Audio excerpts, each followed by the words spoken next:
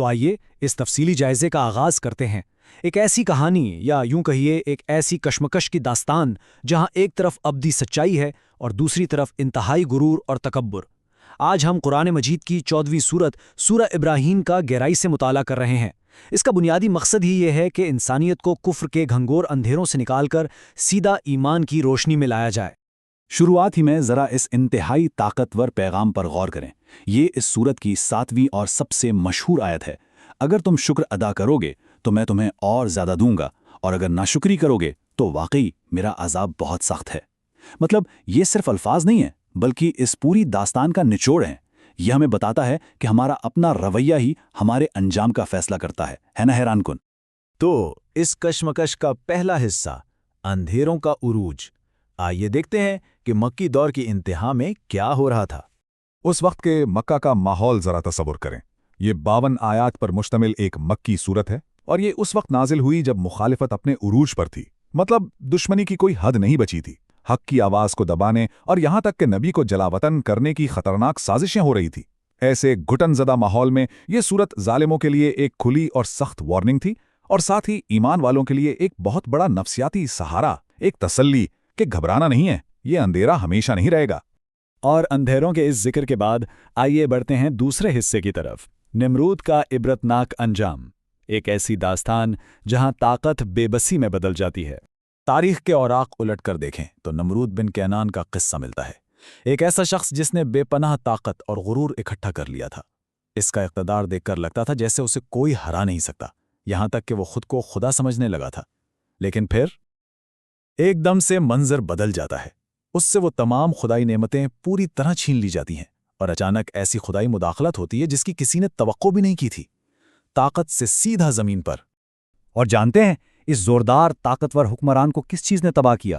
محض ایک چھوٹے سے انتہائی حقیر مچھر نے۔ ذرا سوچئے، ایک عجیب و غریب موڑ ہے نا؟ ایک عظیم جابر جسے اپنی دولت اور سلطنت پر اتنا غرور تھا، وہ اس کائنات کی سب سے معمولی مخلوق کے ہاتھوں ایسی ذلت آمیز موت مارا گیا۔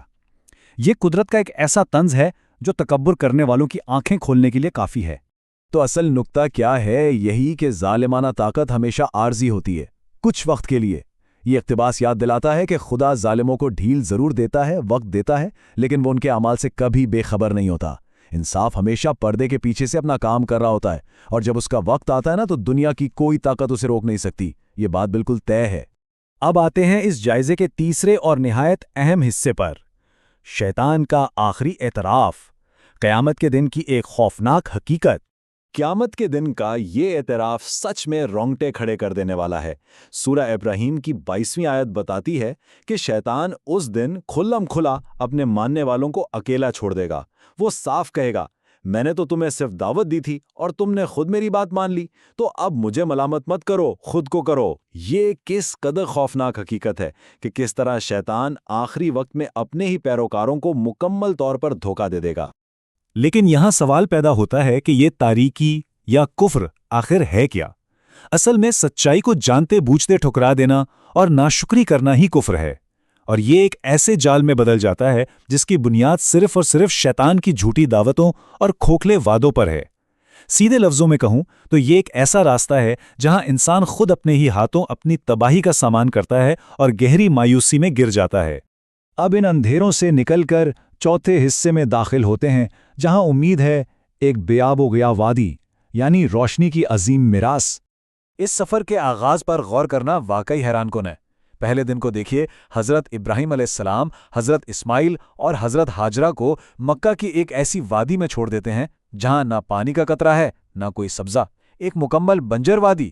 پھر چند ہفتوں بعد کا منظر دیکھیں جہاں ان کا انحصار صرف اور صرف خدائی رزق اور سکون پر رہ جاتا ہے، اور پھر صدیوں بعد، جیسا کہ آیات 35 سے 41 میں ذکر ہے، وہاں امن اور نماز قائم کرنے والوں کی ایک ایسی مستقل بنیاد پڑتی ہے جو آج تک قائم ہے۔ دیکھیے، ایک بنجر صحرا میں ایمان کا بیج بونے کی یہ کتنی خاموش لیکن کتنی زوردار طاقت ہے۔ اسی روشنی کو اور بہتر سمجھنے کے لیے 5ویں حصے کی طرف چلتے ہیں، شجر طیبہ کی مثال۔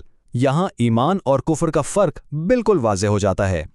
یہاں کلمہ طیبہ یعنی سچے ایمان کو ایک انتہائی خوبصورت تصویر کے ذریعے سمجھایا گیا ہے۔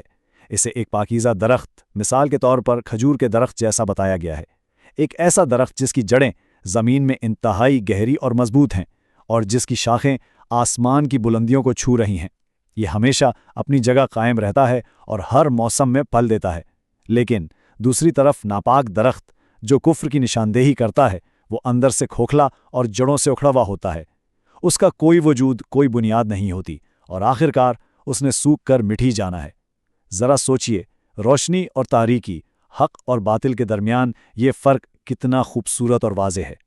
تو آئیے اس جائزے کے چھٹے اور آخری حصے پر آتے ہیں، تاریکی سے روشنی تک اور اس عظیم کامیابی کی کنجیاں۔ اب سب سے اہم سوال، ان گھنے اندھیروں سے بچ کر روشنی میں آنے کے لیے آخر ہمیں کیا کرنا چاہیے؟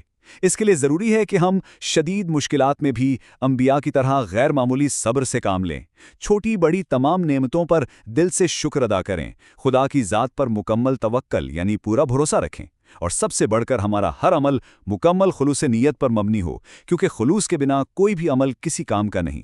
یہی وہ بنیادی سبق ہیں جو یہ سورت ہمیں سکھاتی ہے۔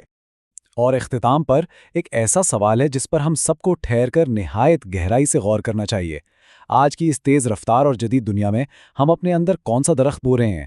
کیا ہم اپنی جڑیں جھوٹ، ناشکری اور تکبر کے اندھیروں میں مضبوط کر رہے ہیں، یا پھر سچائی کی اس روشن اور پاکیزہ مٹی میں جس کی شاخیں آسمان سے باتیں کرتی ہیں؟